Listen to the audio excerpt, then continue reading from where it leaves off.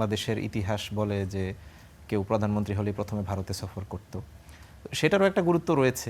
বৃহৎ প্রতিবেশী হিসেবে ভারতের সাথে সফর করতো, সেটা একটা ব্যাপার রয়েছে। আবার অনেকগুলো আলোচনাও হিডেন রয়েছে। বাট আমার কাছে মনে হয়েছে যে আমরা যে ভারতীয় আধিপত্যবাদ বিরোধী একটা চিন্তাধারার প্রতিফলন দীর্ঘদিন যাবৎ আমরা লালন করে এসেছি, এবং সর্বশেষ আওয়ামী রেজিম থেকে মুক্ত হওয়ার জন্য এই দেশ যে অবস্থানে দাঁড়িয়েছিল জুলাইয়ে, সেই প্রেক্ষাপটে গড়ে ওঠা একটি সরকার, সেই সরকার শুরুতেই ভারতে সফর না করে মালয়েশিয়া এবং চীনের মতো, বিশেষ করে চীন ভারতের সাথে একটা বৈরী সম্পর্ক রয়েছে নানান কারণে।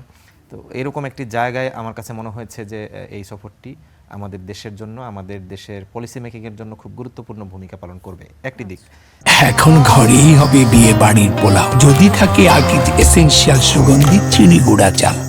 দ্বিতীয় একটি বড় বিষয় হচ্ছে যে আমাদের এই মুহূর্তে বাজেট হয়েছে বা বাজেট প্রস্তাবনায় আছে।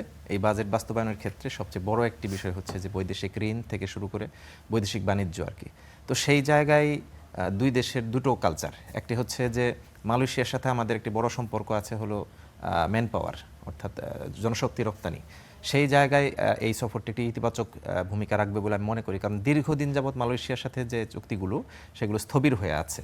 এবং এটা কিন্তু শুধুমাত্র এই রিসেন্ট পাস্ট কয়েক মাসের জন্য নয়, কয়েক বছর যাবতই এটা একটা স্থবিরতার মধ্যে রয়েছে। সেখান থেকে একটা মুক্তির জন্য হয়তো এটা একটা আমাদের জন্য ইতিবাচক সফর হবে।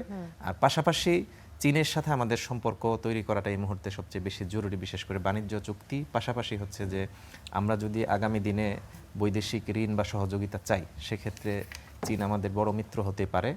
এই সব কিছু মিলিয়ে আমার কাছে মনে হয়েছে যে সফরটি ইতিবাচক হবে।